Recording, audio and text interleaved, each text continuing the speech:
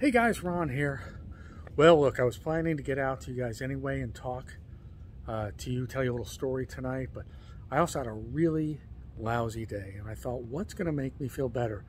It'll be doing what I love to do, which is this, and talking to you folks and giving some information and walking by the ocean and walking by the boats, and hopefully you'll like the subject matter, and it'll make me feel good too. So, you know, get me out of my stress mode and get me to do something I love. So it's a little self-serving too. So today, without further ado, and looking at me is boring, take a walk by the harbor and the beach, and I'm going to tell you the story to the best of my ability. Hold on one second.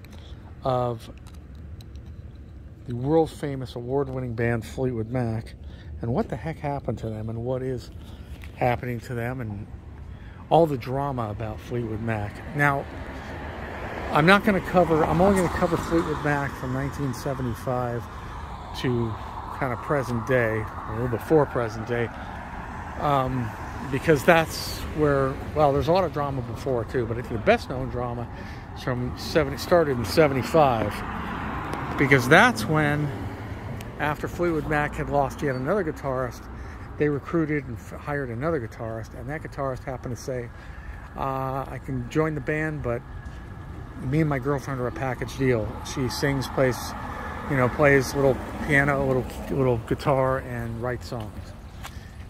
So they said yes. They met her, decided, and her name is Stevie Nicks, and the guitar player's name is Lindsey Buckingham. So let's talk about that. We might as well start there. So after Fleetwood Mac was formed in England, and Peter Green, the great Peter Green, who eventually sort of had a spiritual awakening and decided he wanted to leave the celebrity life in rock and roll, or actually blues. They're actually a blues band.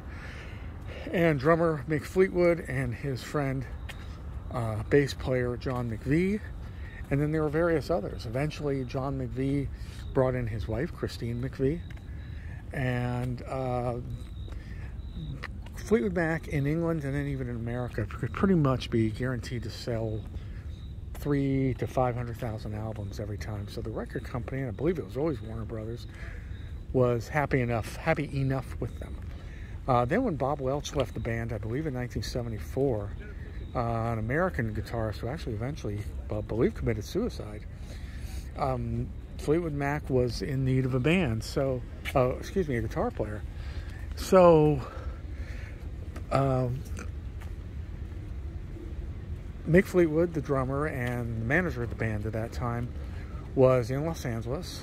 He actually had been to the grocery store with his kids, and he went over. He was looking for a place to record the next album, and he went to a place called Sound City in West LA. And the guy there, the producer and owner of Keith Olsen, owner of Sound City. I don't know exactly Keith Olsen's position, where he owned it or not. Forgive me on that. But Keith Olsen said, well, let me demonstrate to you, the sound technique. So he played some guitar. He played some of their stuff, and it was a guitar player, and it happened to be from Lindsey Buckingham. Lindsey Buckingham and Stevie Nicks, a boyfriend-girlfriend combination from North Bay. What was this? No bikes.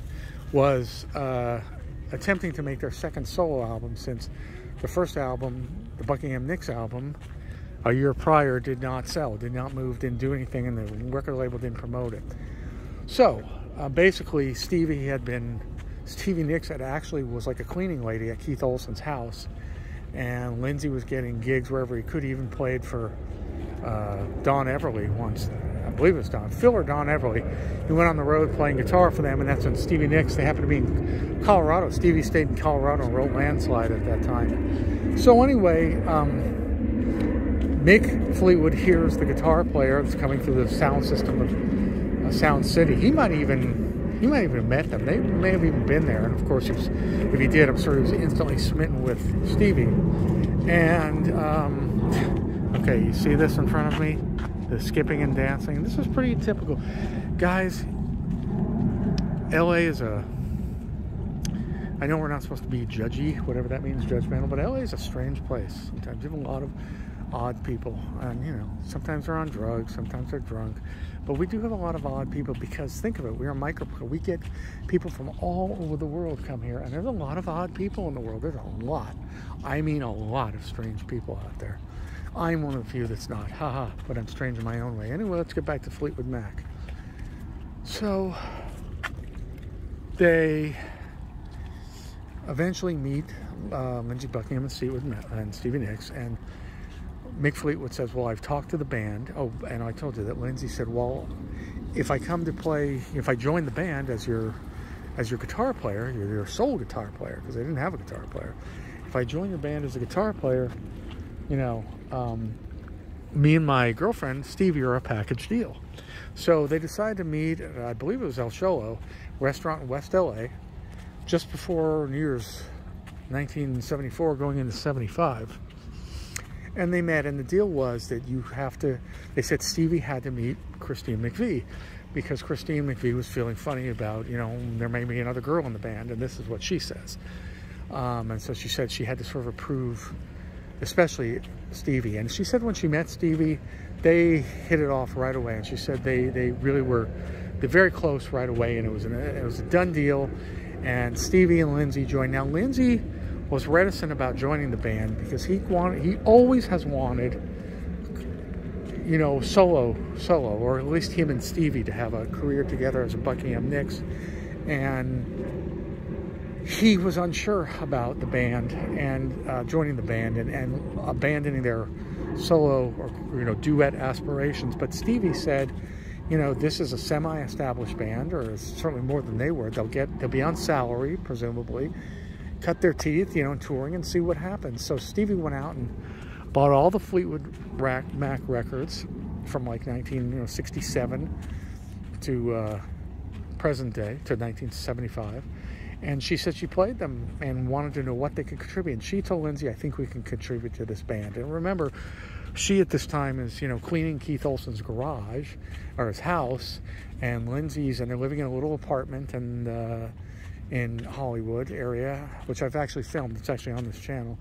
And they're broke. And this was a deal that may not come up again with them, you know, a chance.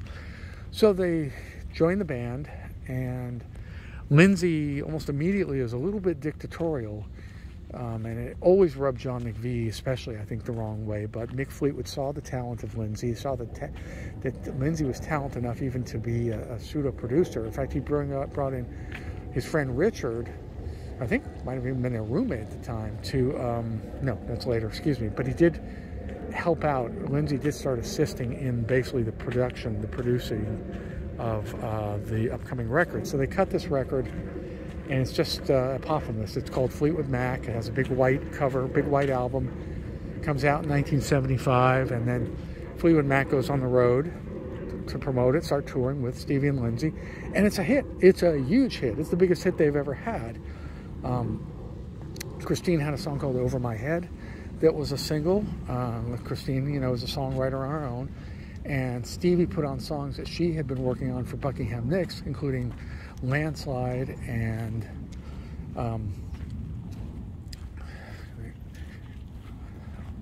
you know, this always happens to me with these brain freezes, and I'm not that old. I'm not young, but I'm not old. And Rhiannon. So she's got Landslide, Rhiannon, and Chris has got Over My Head. And on the strength of those songs, it became, I believe that was number one. So all of a sudden, Stevie and Lindsey are thrust into, all of a sudden, they've got money, they're famous, the band has the biggest album they've ever had, they're touring.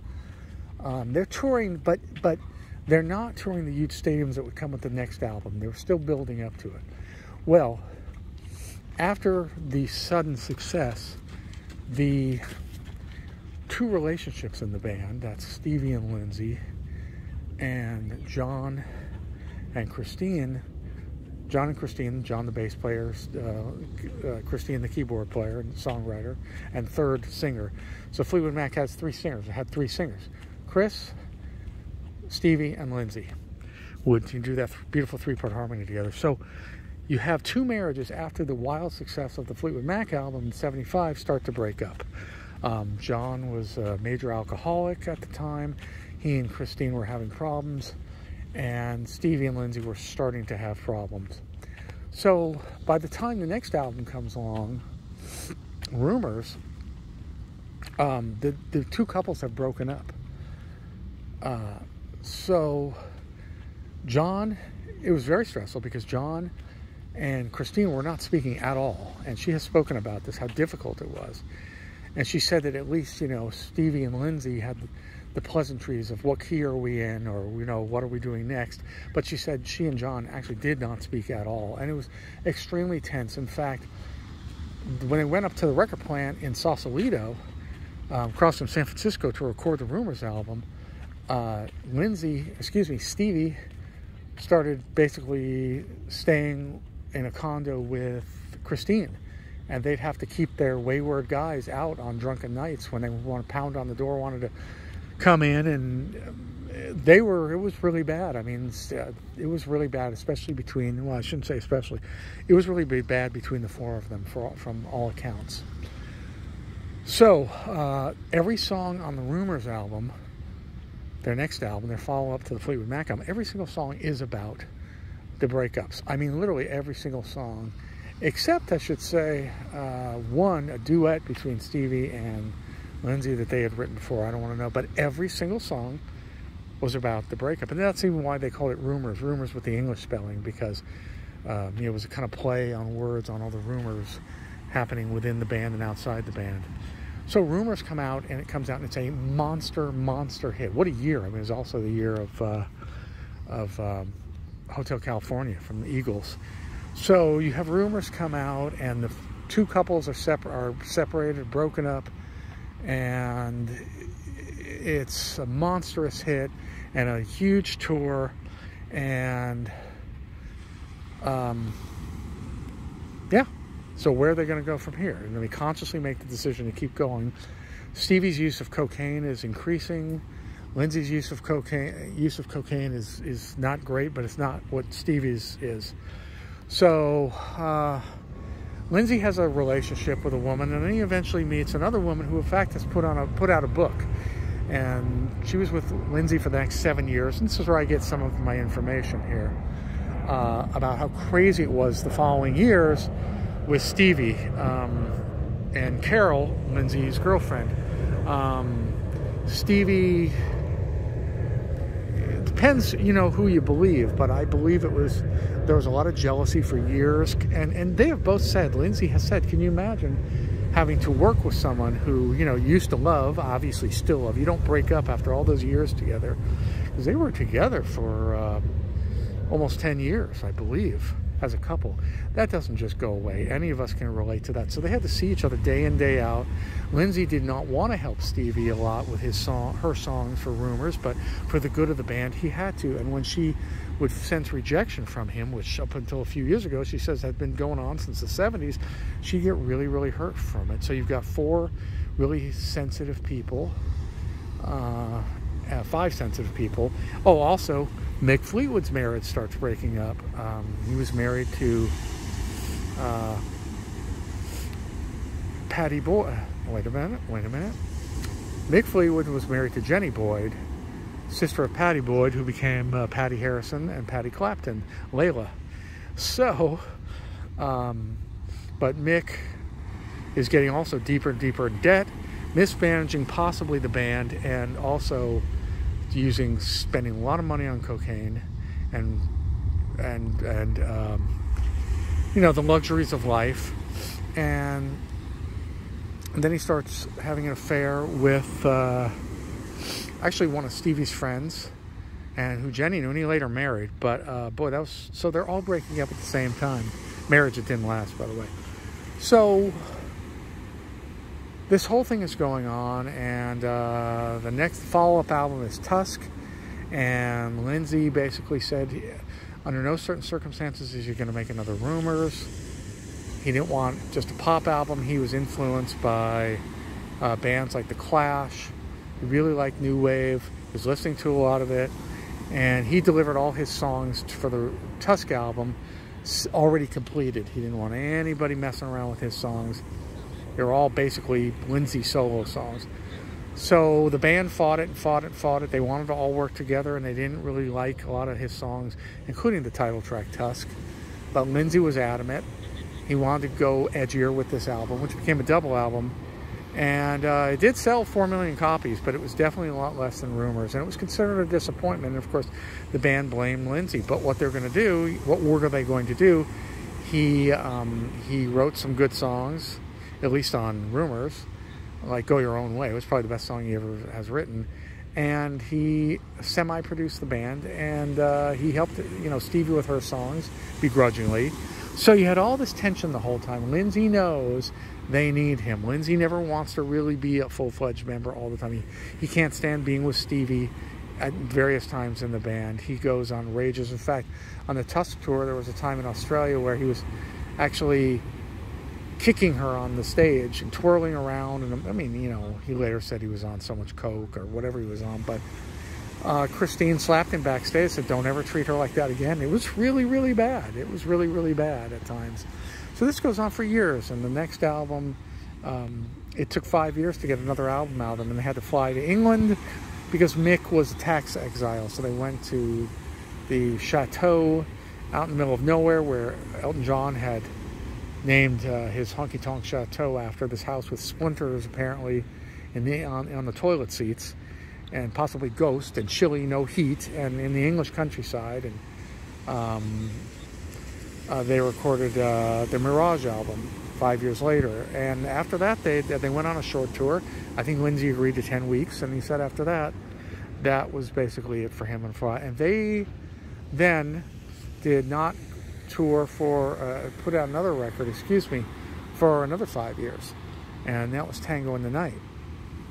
And Lindsay had written these songs. Some of the songs were songs he had written about his breakup with Carol in 1984. That 7-year relationship ended because, according to Carol, his girlfriend, and possibly Stevie, and Lindsay's been asked about this publicly, it's not just me, folks, apparently he was a woman beater. Now, that's what Carol says. That's what Stevie has alluded to. Supposedly he has a mild form of epilepsy, which was documented in Carol's book. And whether this influences his behavior or not, who knows? But, again, this is just from sources that I've heard before. And you could check it out yourself. So there was a band meeting up at Mick's house. Oh, by the way, after the Tusk tour, after, Stevie had to have a grand piano in every hotel room, and every hotel room had to be pink. And the band is spending tons and tons of money on cocaine, tons, and limos, and all the partying. And when the Tusk tour ends, they have no money to show for it. And, of course, everyone's furious, and everyone in the band by then has separate managers. Stevie is with Irving Azoff, who was the Eagles manager. And they basically accused Mick of mishandling the funds. Not necessarily stealing, although nobody knows for sure. Mishandling funds, and they fired him as the band manager. And they fired John Courage, JC, who basically was the road manager with them for many, many years in England, starting in England, an Englishman. And JC would stand up at the edge of the stage, and he'd put coke in his palm, and they'd line up just before they got on stage and do a toot. But they thought that JC was, squandering money or whatever, his unprofessional, whatever the problem was too. So big shakeup in 82 or 83 in 1980 after the Tusk tour. And the band was physically and emotionally burnt, and way too many drugs were being used. So Tango in the Night in 87 really was not, Stevie was not really in that album much. Although they made the videos to make it look like it. Stevie was in rehab, and she did not have the time to devote to making the record. So they say it's kind of a fake album where, eventually she came in at the 11th hour, and she was very upset that she wasn't on much of it. So they let her sing some harmonies on some of Chris's songs and some of the other songs. But she really wasn't involved like people would like to believe. And then they wanted to tour, and Lindsay said he wasn't going to tour, and they desperately wanted him to tour. And there was a meeting at Mick's house, and it got physical between Lindsay and Stevie. And when Lindsay said that he absolutely wasn't touring and he's possibly quitting the band because of it, he wanted to finish his next solo record that he had been working on. He ran out of the house. He left the house, went to his car. Stevie went and followed him, and this is documented, guys. And apparently she either jumped on him or was clawing him. That's what he says. And supposedly he said, "Get off me, you schizophrenic bitch," and was strangling her. And this is all in Mick Fleetwood's driveway. So the band is running out there, and apparently John McVie says, "You better leave." And he meant leave the premises. He says he didn't mean leave the band. But basically, Lindsay was out of the band at that point. And it was a really bad period then. And Fleetwood Mac then recruited 2 other guys to fill in for Lindsay's guitar playing. And they put out an album in 1990. It was absolutely abysmal. It looked like the end of Fleetwood Mac.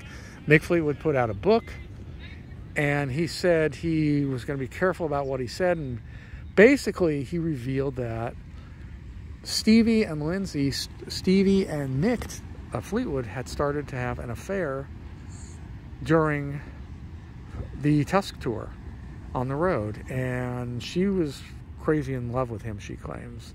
Although Stevie said that about Joe Walsh and Lindsay and other men she's been involved with. But that while they were having this affair, and Lindsay, I believe Mick was with Sarah Ricor at that time, who was the friend of Stevie and Patty. So yeah, all this drama. So they're having an affair. They didn't want Lindsay to find out, but he revealed it later. Mick did in his book, and it did happen. And it was very important to Stevie, especially. And in some of her songs, she's writing about her affair, like with Mick Fleetwood, like The Great Dark Wing. Is that from Sarah, the song Sarah? I think it is. Great Dark Wing referred to Mick Fleetwood. And the song Dreams talks about what she did on the road, life on the road, and that's all about her affair with Mick Fleetwood. And, you know, it was just crazy, crazy, crazy stuff. The band, you know, reconciled after years of not talking. Lindsay started getting the others together, well, at least Chris and Mick, to play with his record. And then they did a one-off for Bill Clinton's inauguration, because he said that his favorite song was Go Your Own Way. That was, was Don't Stop, Chris's song from the Rumors album. So they played that, and, you know, Stevie had to go into rehab again, because this time her psychiatrist had, according to her, addicted her to Klonopin, because he said if you don't continue to take the Klonopin, you'll start doing coke again. And her nasal passages were just shot. She did cocaine again. She would probably die, because she evidently had this huge hole in her septum.